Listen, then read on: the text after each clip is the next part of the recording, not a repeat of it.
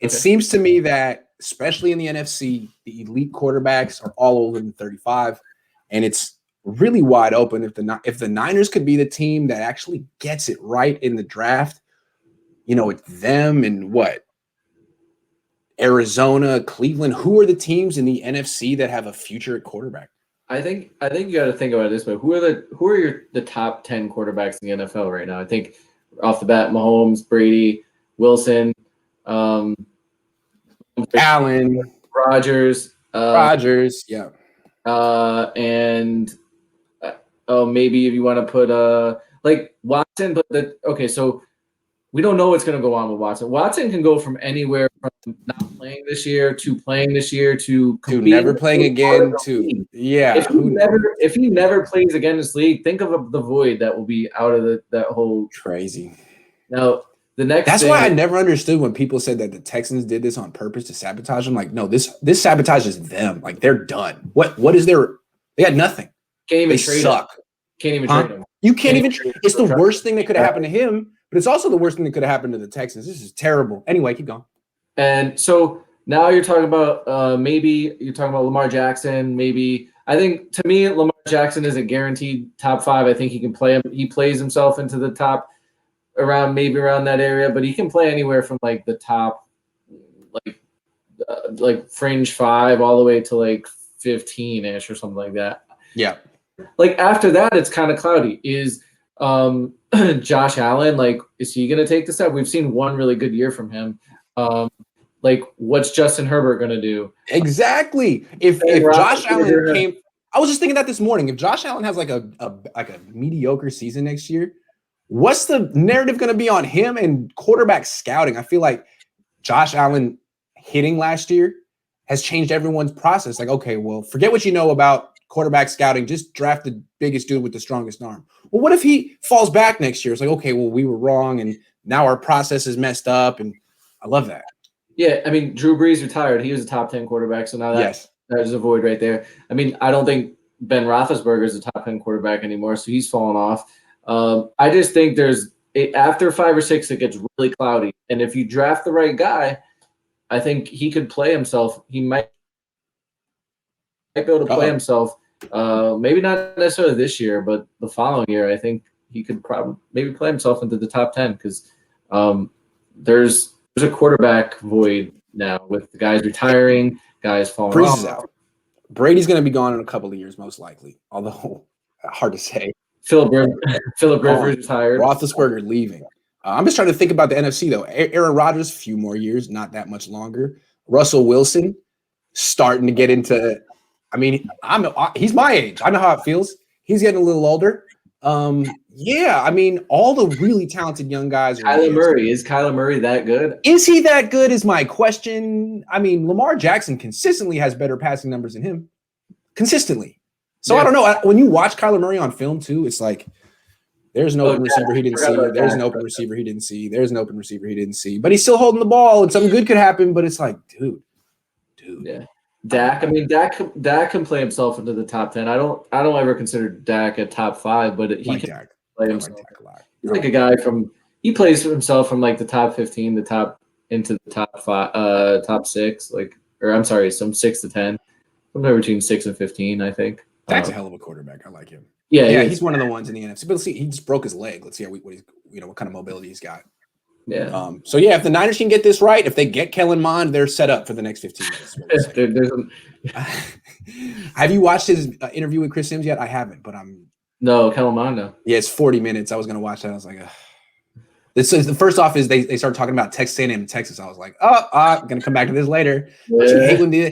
So I went to Texas A&M and you went to Texas. We were rivals. We be like, can we come on, man, Chris? No one cares.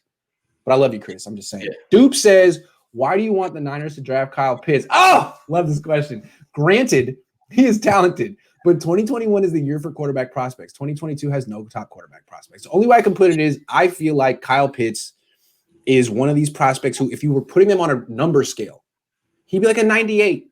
He's that good. Maybe I'm overstating it. I think Sewell's that good too. And the quarterbacks, I feel like they're all like 91s. And so I'm taking BPA. And the thing about it is you could say, Mac Jones a 91, Trey Lance a 91. So is Kellen Mond. What is the drop off? But I don't do this for a living. I'm just a honorary quality control. Pitts is a slam dunk. It's a windmill dunk. He's a 360 dunk, dude. It's easy. I just think, what's your goal? If your goal is to win a Super Bowl, I think you got to try to find the quarterback, and you can't. It's very difficult to find them. If you look at the top guys in the top 5 not having a lot of success, if you look at the guys that are drafted outside of the first round and in second and third, like the Drew Breeses are rare. They're super rare. Agreed. That's why you trade back into the first round for Kellen Mond, and you give Josh Rosen a chance because he was the 10th pick in the draft, and he is handsome. In order to hit it, I think in a quarterback in the second round, like you really have to draft a second or third round quarterback every year. True, and that's why I'm saying Mond first round pick. I think he's going to be. That's my little. No, I Mills might too. I think Mond might end up being first round pick, a late first round pick. The way he throws the ball is very Lamar Jackson-y to me. Just the whole release setup. I mean, Lamar Jackson isn't the most natural thrower, but he's really worked hard on his mechanics, and it's made him a functional thrower who's accurate enough. That's the way I look at Kellen Mond. Now, he doesn't have Lamar Jackson's athleticism, but got a nice little skill set. I'm going to stop talking about Kellen Mond because we have another question about Kyle Pitts. Oh, it's my lucky day. Will Green Bay take another quarterback in the first? Oh, I hope they will, because I can't wait to see Jordan Love in preseason. I'm skeptical. Noah says, is Pitts Megatron 2.0? Yes. If you take him, if so, you take him. Agree. Adding a quarterback early and keeping Jimmy would be divisive.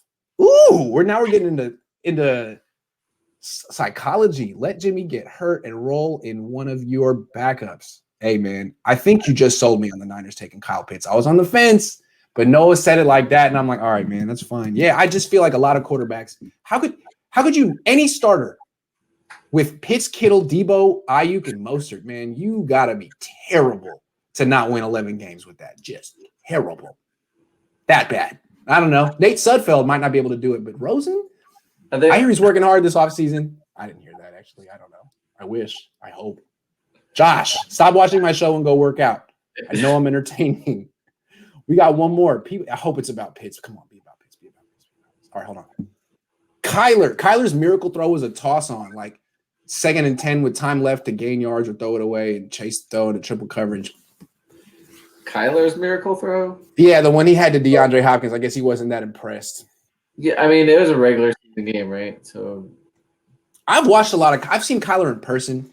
He's a great scrambler, man. He's very hard to corral, and he beat the Niners week 1 this year, basically running around. But as a thrower, he's got a very strong arm. Other than that, he's not the most advanced quarterback in the league. No, but I don't think so. What he's showing is if you can scramble around and throw down the field, you can make plays in this league. And how many guys can really do that? My question with Kyler Murray is, like, when he gets paid and he gets paid like a premium quarterback, what can he win then when they can't put these players around him? So that remains to be seen. He hasn't even won on the rookie scale, man. He hasn't even won now. It's like, we might need to pump the brakes on Kyler Murray. It'll be very interesting. A lot of people are expecting the Cardinals to make this jump this year. We'll see. They got AJ Green, JJ Watt, James Conner. A lot of pressure on the kid. See what he's got. He's little, man. He's so little. So we'll see. He doesn't really throw over the middle.